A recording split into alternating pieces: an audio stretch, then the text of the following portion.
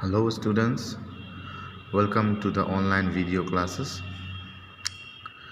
Today I am going to continue the first chapter which we already had two classes earlier, the report card of Mahatma. So today I am going to continue from the section where I have left last class. It is the second paragraph of this page. Here in the fourth line you will see, he never took part in any exercises, cricket or football before they were made compulsory. So what we have learned earlier about Mahatma Gandhi from this chapter is that how Mahatma Gandhi excelled in his school life, in the later part of his school life. At first he was a mediocre student, but later on he worked very hard to be excellent, to do better in his studies. Now it comes the term of the physical education classes in his school. So how was Gandhiji in his physical education classes? How was he in the sports?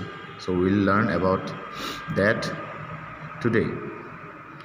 So as already in the last class we learned that Mahatma Gandhi had never taken part in any kind of exercise, any kind of cricket match or football match or gymnastics.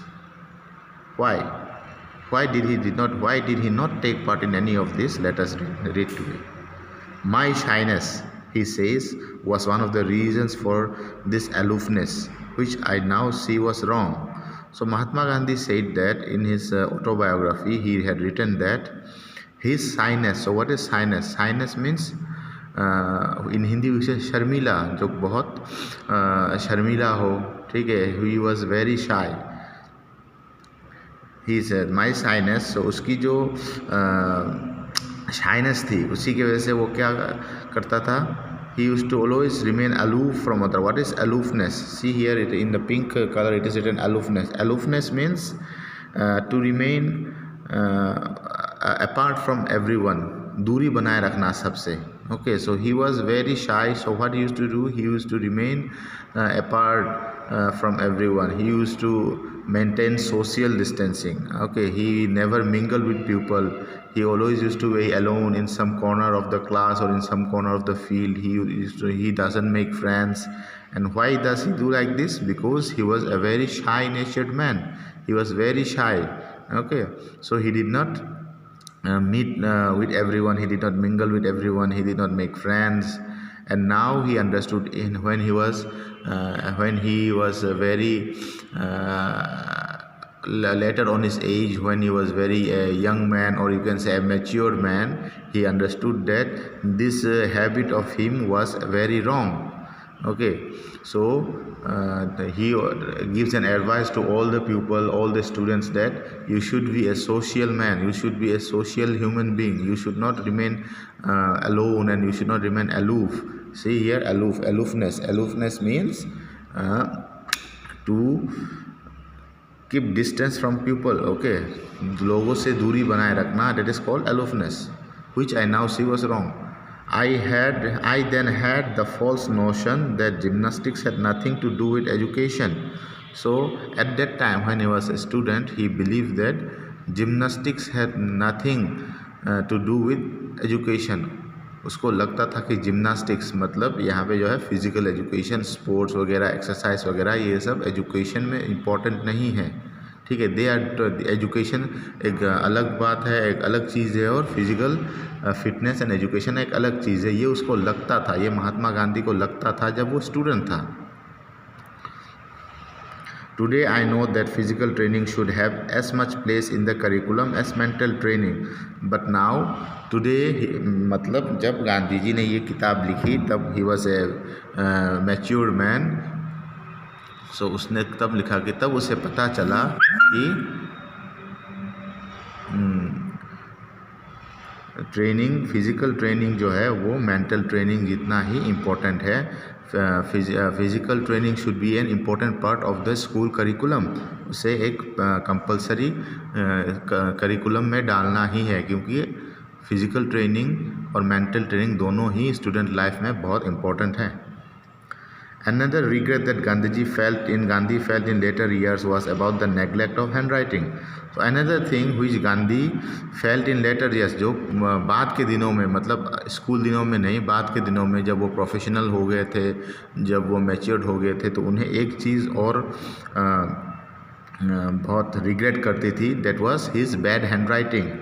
Okay, even until his days in England, he had paid little attention to his handwriting. जब वो England में थे, after schooling जब वो England में पढ़ने गए थे, तब भी उन्होंने अपने हैंडराइटिंग पे ध्यान नहीं दिया.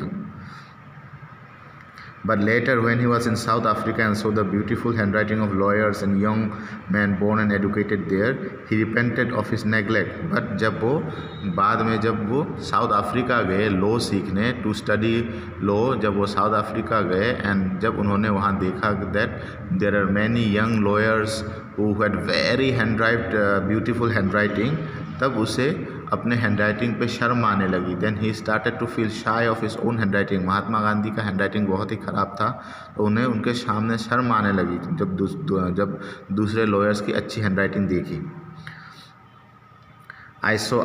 टू कोट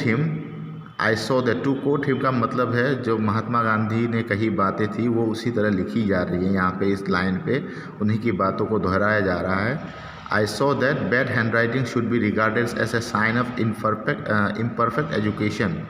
So उन्होंने ये कहा कि bad handwriting, a child whose handwriting is not neat and clean should be regarded as a imperfect education. Being a good student, if your handwriting is not good, then you are not completely perfect. If you are getting full marks in your examinations, if you can solve math problem, if you are good in grammar, if you are good in social studies and science, but still if your handwriting is not neat and clean and not nice, that means there is an imperfection in your education. So that means what? If you need to be a perfect in your education, your handwriting should be beautiful. I later tried to improve mine, but it was too late. I could never repair the neglect of my youth.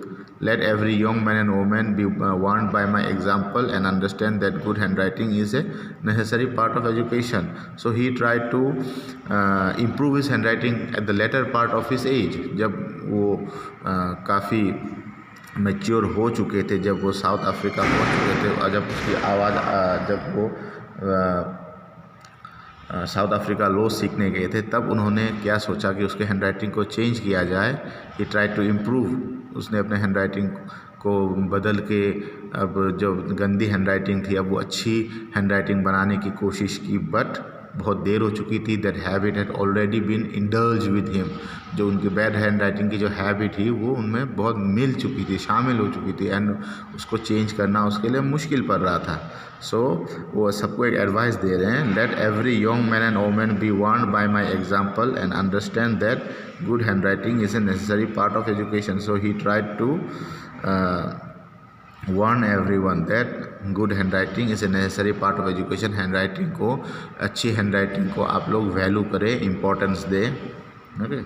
Despite his rather ordinary performance in examinations, Gandhiji's middle school teacher marked his conduct as very good. So in his middle school, his performance was not so high level, okay, not so much good, but still Gandhiji's teacher marked his conduct as very good. फिर भी गांधी जी के teacher ने उसका conduct very good दिया. That is understandable because a teacher does not only see his academic results. सिर्फ उसके marksheet से नहीं देखते टीचर, जब उसके पूरे कैरेक्टर को देखते हैं, behaviour, attendance, teachers conduct, behaviour to teachers, behaviour to fellow students, सब कुछ देखते हैं. उसको देखने के बाद उसके कॉन्डक्ट में वेरी गुड दे दिया गया. The records are also glimpse of some of the writing that Gandhi did in his English papers. So जो गांधी जी के जो इंग्लिश पेपर थे, जब उसने इंग्लिश का एग्जामिनेशंस दिया था, उस पेपर को देखने के बाद, ठीक है, उसके कुछ क्वालिटीज़ के बारे में हमें ग्लिम्स मिलती है. हमें glimpses means views. Okay, glimpses में व्यूज़ इन शॉर्ट फॉर्म, ठीक है, छोटी छोटी हमको दृश्य हमको देखने को मिलती है कि गांधी जी के बारे में उसके इंग्लिश पेपर से. Perhaps an essay that he wrote in about 40 lines on the advantage of cheerful disposition encouraged him to depart to become the rare politician who was never known to have lost his temper. Perhaps an essay that he wrote in about 40 lines on the advantage of cheerful disposition. तो perhaps मतलब शायद वो हमें किससे मिलेगी. Gandhi ji wrote an essay. उन्होंने एक ऐसे लिखा था 40 लाइन का, 40 लाइन्स का, और ऐसे का टॉपिक था disposition. Okay, advantages of A cheerful disposition. Advantages मतलब क्या होता है, फ़ायदे. चीयरफुल मीन्स हैप्पी, और डिस्पोजिशन क्या होता है, डिस्पोजिशन मतलब होता है एक आदमी के नेचुरल क्वालिटीज़. ठीक है, नेचुरल क्वालिटीज़, एक इंसान के क्वालिटीज़ नेचुरली जो आते हैं. ठीक है, उनमें जो एक आदमी जो उनमें पहले से ही जो बनाई नहीं गई हो, जो नेचुरली उसमें हो. ठीक है, and qualities that are inherited to people when by birth ही जो किसी आदमी में क्वालिटीज़ होती हैं उसे कहते हैं disposition. So advantages of cheerful disposition, तो एक अच्छे कैरेक्टर्स के फ़ायदे. ठीक है, उसने एक ऐसे लिखा 40 लाइन्स का, encourage him to become the rare politician who was never known to. तो उसी ऐसे से वो फ्यूचर में एक पॉलिटिशियन बनने में एनकरेजमेंट मिला उसको. He got encouragement to become a that politician. और ऐसे वैसे पॉलिटिशियन नहीं, ए वेरी रेयर पॉलिटिशियन जिन्होंने अपने उम्र भर में कभी अपना टेम्पर नहीं खोया. Means he was never angry on anyone in his whole political life. For 25 months he had been asked to paraphrase a poem which described how Jesus would reveal himself only to the poor peasant, not to the rich merchant whose chariots went wheeling past. Might not this exercise have stoked an early awareness of exploitation and injustice? So he was asked, Mahatma Gandhi was asked to paraphrase a poem, to write a poem to describing. उस poem में उसको ये describe करना था कि how Jesus will show himself, okay, will reveal himself, will show himself. That means that is how Jesus will help only to the poor people, poor peasants, okay, and not to the rich man. Okay, and whose chariots मतलब भगवान की जो घोड़ा गाड़ी होते हैं, जैसे हम लोग ने पुराने ग्रंथों में और टीवीज़ में देखे हैं कि भगवान या कोई भी जब जाते हैं तो उनके चैरियट होते थे. ठीक है, उनके पास एक उड़ने वाली गाड़ी होती थी, जो कोई जादुई घोड़ा चलाता था. So this are called chariots. So ये एक काल्पनिक बातें हैं. दैट उनके जो चैरियट्स थे वो व्हीलिंग पास, मतलब वो अमीरों के पास से स्पीड से गुजर जाती थी, रुकती भी नहीं थी, लेकिन गरीबों के पास रुक जाती थी. गरीबों को अपने आप को रिवील करते थे गरीबों के सामने, एंड उनको हेल्प करते थे. Might not this exercise have stroked an early awareness of experience. तो ये जो पोएम उनको लिखने को कहा इस टॉपिक पे, Jesus being helping the poor and leaving behind the rich people. So from that poem had influenced him, and in his heart and in his young age उनको एक एक्सप्लॉयटेशन और इनजस्टिस के बारे में उनके दिल में संवेदना जगा दी है. Okay, that created a feeling in his heart that exploitation and injustice is to be stopped. Okay, that exercise give him an early signal in his life that exploitation and injustice should be fought off. Exploitation मतलब क्या होता है, किसी को अपने फ़ायदे के लिए इस्तेमाल करना. ठीक है, that is called exploitation. Such are the records relating to a student who later exerted an influence on countless Indians and turned ordinary teachers, lawyers, clerks and the like into nationalism and heroism and a spirit of self-sacrifice. So such are the records. So हमने जितने भी records पढ़े अभी उसके student life को लेकर, उसके study life को लेकर, उसके फिज़िकल ट्रेनिंग को लेकर, उसके हैंड राइटिंग को लेकर जितने भी पढ़े ये थे एक ऐसे महान व्यक्ति के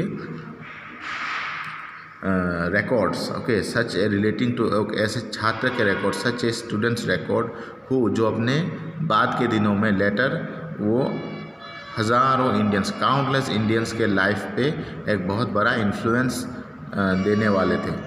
and turned ordinary teachers lawyers, और जिन्होंने एक ऑर्डिनरी टीचर्स, समझ लो जैसे हम जैसे टीचर्स हैं, ऑर्डिनरी टीचर्स हैं, लॉयर्स हैं, वकील हैं, क्लर्क्स हैं, ऑफिस वर्कर्स हैं, उनको नेशनलिस्ट एंड विथ हीरोइज़म, उनके दिल में नेशनलिज्म भर दिया, उनके देश के प्रति प्यार भर दिया। Heroism and spirit of self sacrifice. Heroism मतलब to be a hero, to do something extraordinary, आम आदमी से हट के कुछ काम करना। सेल्फ सेक्रीफाइस, अपने आप को सेक्रीफाइस करने की शक्ति, स्पिरिट, वो सब किसने दी? आम लोगों को, महात्मा गांधी ने। It has been said that Gandhi ji could fashion heroes out of common clay. तो इट हैज़ बीन सेड, ये कहा जाता है कि Gandhi ji could fashion heroes out of common clay. ये इस लाइन का मतलब क्या है? Gandhi ji could fashion heroes out of common clay. इसका मतलब है दैट ये कहा जाता है कि गांधी जी में इतनी ताकत थी कि वो एक आम आदमी को एक हीरो बना सकते थे। ठीक है, कॉमन क्ले मीन्स एक आम आदमी, यहाँ पे आम आदमी। कॉमन क्ले मीन्स जो मिट्टी के बनी मिट्टी होती है जिससे मूर्तियाँ बनती है, उसे कहते हैं कॉमन क्ले। एंड लेकिन यहाँ पे एक कॉमन क्ले आम इंसानों को बताया जा रहा है, एग्जाम्पल दिया जा रहा है कि कॉमन क्ले मतलब है आम आदमी, और आम आदमी से कैसे वो एक हीरो को निकाल सकते थे, जैसे अपनी बातों से, अपने डिटर्मिनेशन से, ठीक है, वो और अपने ज्ञान से वो किसी भी आम आदमी को इतना प्रभावित कर सकते थे कि वो एक हीरो बन जाता था, वो देश के लिए मर मिटने को तैयार हो जाता था। और his first and undoubtedly the most successful experiment was with himself।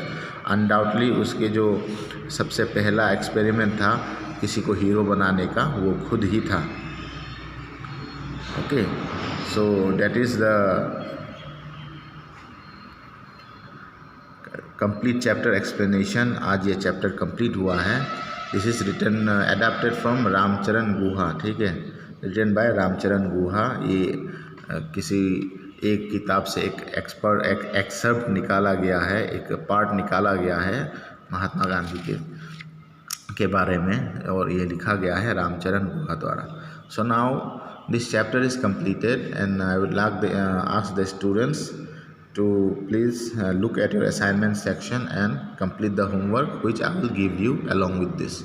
Thank you.